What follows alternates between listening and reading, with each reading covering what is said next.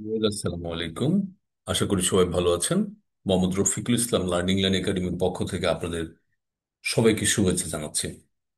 ভারত বাংলাদেশের মধ্যে বাণিজ্য যুদ্ধ চলছে এবং আপনারা জানেন রিসেন্টলি ভারত বাংলাদেশ থেকে আহ ল্যান্ডপোর্টে আমদানি নিষিদ্ধ করেছে কিছু কিছু পণ্যের। সব পণ্যের আমদানি নিষিদ্ধ করেনি। এর আগে বাংলাদেশ আবার আহ ভারত থেকে কিছু আমদানি নিষিদ্ধ করেছে ল্যান্ডপোর্টে।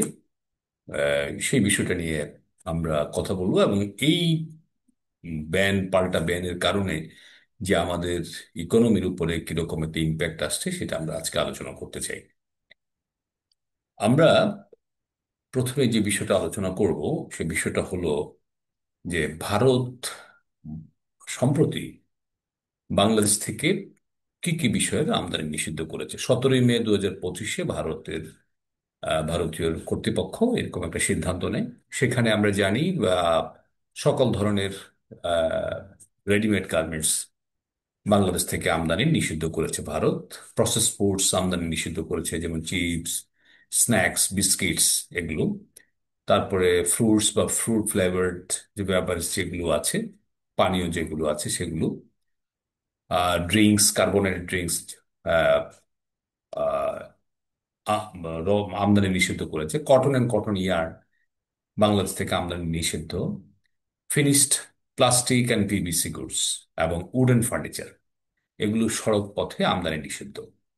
এখন সড়ক পথে যে আমদানি নিষিদ্ধ বা স্থলবন্দর দিয়ে আমদানি নিষিদ্ধ কেন করলো, কেন সমুদ্র পথে আমদানিটা নিষিদ্ধ বা আকাশ পথে আমদানি নিষিদ্ধ করলো না?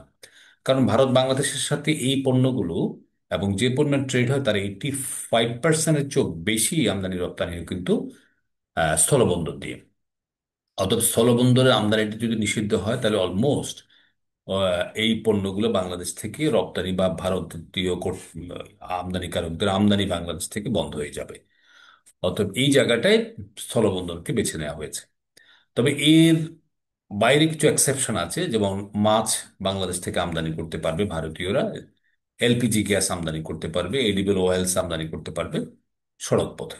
সমুদ্র পথে কিন্তু এগুলো বন্ধ না, সমুদ্র পথে আপনি সবগুলোই করতে পারবেন। এগুলো হচ্ছে যে স্থলবন্দর দিয়ে আমদানি রপ্তানি হয় সেগুলো। তাহলে আমরা দেখতে পেলাম যে 6টা স্পেশালি পণ্য যেগুলো আমি ওই সার্কুলারটা পড়েছি, সেই সার্কুলার এই 6টা পণ্যের কথা বলা আছে।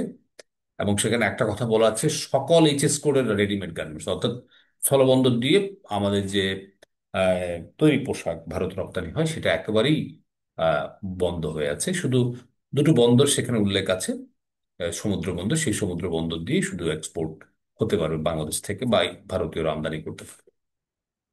তাহলে এই যে ব্যানটা হলো, এই ব্যানটার কারণ হিসাবে বিশেষজ্ঞরা মনে করছেন যে আমরা এর আগে এপ্রিল 2025 আমরা ভারত থেকে ইয়ার্ন আমদানি আমরা আহ, বন্ধ রেখেছি কিছু স্থলবন্দর দিয়ে, এবং ভারতের থেকে চাল আমদানি আমরা বন্ধ রেখেছি, এবং ভারতের ট্রানজিটের উপরে আমরা যে ফিটা ইম্পোজ করেছি, ভারত বলতে চাচ্ছে হয়তো এই ট্রানজিট ফিটা এখানে অনেক বেশি। তাহলে আমাদের একটু দেখার চেষ্টা করি ওভারঅল যে ভারত যে বাংলাদেশের সাথে এরকম ক্রমান্বয়ে বাণিজ্য সংকোচন নীতিতে যাচ্ছে, তাহলে এটার ইম্প্যাক্টটা কোথায় আসবে। এবং তার আগে একটা এখন দেখার চেষ্টা করি ভারতের সাথে আমাদের কি পরিমাণ লেনদেন হয়। ভারতের সাথে আমাদের টোটাল ট্রেড ভলিউম হচ্ছে $11 বিলিয়ন। এই যে 11 বিলিয়নের মধ্যে অলমোস্ট 9 বিলিয়নের চেয়ে বেশি হচ্ছে ভারত আহ, আমাদের কাছে এক্সপোর্ট করে বা আমরা ইম্পোর্ট করি, আর বাকি 1.57 বিলিয়ন আমরা এক্সপোর্ট করি বা ভারত আমদানি করে আমাদের কাছ থেকে। তাহলে ভারতের সাথে আমাদের শুধু ট্রেড গ্যাপ কিন্তু হিউজ, প্রায় $9 বিলিয়নের মতো ট্রেড গ্যাপ আমাদের। অর্থাৎ ভারত এক্সপোর্ট আহ, বন্ধ করেনি, ইম্পোর্ট বন্ধ করেছে।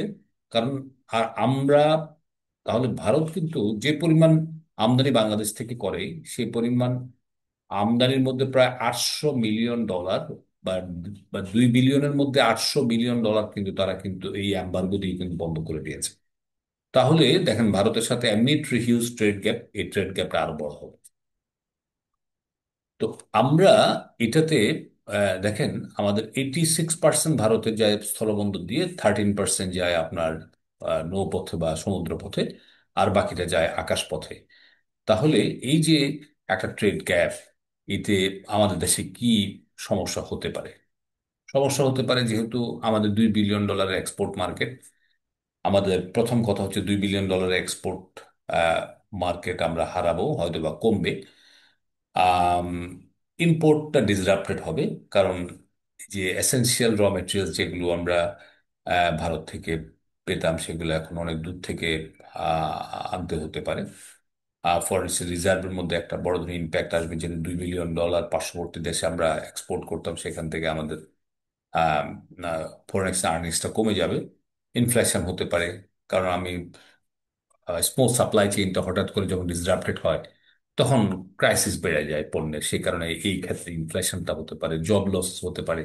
কারণ যেসব ইন্ডাস্ট্রিগুলো ভারতীয় পণ্যের উপর ডিপেন্ডেন্ট, ভারতে এক্সপোর্ট করে আর যেসব পণ্য ফ্যাক্টরিগুলো চলতো, সেখানে হয়তো কর্ম আহ, হীনতায় পড়তে পারে, এবং ট্রেড স্ট্র্যাটেজি চেঞ্জ হতে পারে।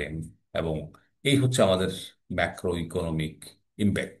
তাহলে আমাদের সাথে ভারতের যে যে একটা ট্রেড ওয়ার চলছে, এবং সেই ট্রেড ওয়ারের কারণে আমাদের দেশে যে ক্ষতির মুখোমুখি হতে পারে, সেটা আমি ব্যক্তিগতভাবে মনে করি এটা সাময়িক। কিন্তু এই $2 বিলিয়ন এক্সপোর্ট বাড়ানোর জন্য আমাদেরকে যেই কাজটা সবচেয়ে বেশি করতে হবে, সেটা হলো ভারত বাংলাদেশকেই United States of America, European Union এবং ল্যাটিন আমেরিকাতে যে নতুন মার্কেট আছে, বা এশিয়ার অন্যান্য মার্কেটগুলো আমরা বুঝতে পারি, যেমন জাপান, চায়নার সাথে ভালো টাই আপ হতে পারে আমাদের। হ্যাঁ, তারপর সাউথ কোরিয়া, এইসব মিডল ইস্ট, এইসব উন্নত রিজিয়নে আমরা একটু এক্সপোর্ট বাড়াতে পারি। বাংলাদেশে যে এক্সপার্টিস আছে, বাংলাদেশের এক্সপোর্টারদের যে দক্ষতা, স্কিল আছে, সেই স্কিল আমরা কাজে লাগিয়ে $2 বিলিয়ন আমরা এক্সপোর্ট মার্কেট বাড়াতে পারি। তবে সবচেয়ে বড় কথা হলো, ভারত নেইবারিং কান্ট্রি। নেইবারিং কান্ট্রির সাথে আমাদের ট্রেড গ্যাপ, ট্রেড টেনশন যত বেশি কম হবে, তত সবার জন্য ভালো। তো এই হলো আজকের আলোচনা। আশা করি আপনারা বিষয়টা বুঝতে পেরেছেন, এবং সামনের দিনগুলোতে যারা বা আমদানি রপ্তানি বাণিজ্যে আছেন, বিশেষ করে ব্যাংকাররা এবং এক্সপোর্টাররা, খুব কষাস্তি বিষয়টা হ্যান্ডেল করতে হবে, যাতে করে আমাদের ফার্দার এই ট্রেড রিলেশনশিপ ডিটেরিওরেট না করে। আর যদি করে, তাহলে বিকল্প মার্কেট খোঁজা আমাদের জন্য প্রয়োজন হয়ে গেছে। আর ভারতের সাথে আমাদের ট্রেড ক্যাপটা আরো কমানোর দরকার, কারণ আমরা জানি ভারতে যদি কোনো পণ্য রপ্তানি করতে হয়, সেখানে স্ট্রিক্ট কিছু কমপ্লায়েন্স মেনটেন করতে হয়, এবং সেই বিষয়টা দুই পক্ষ যদি ভালোভাবে দেখে, আমার মনে হয় ট্রেড ক্যাপটা আরো কমবে। ধন্যবাদ সবাইকে, ভালো থাকবেন। আসসালামু আলাইকুম।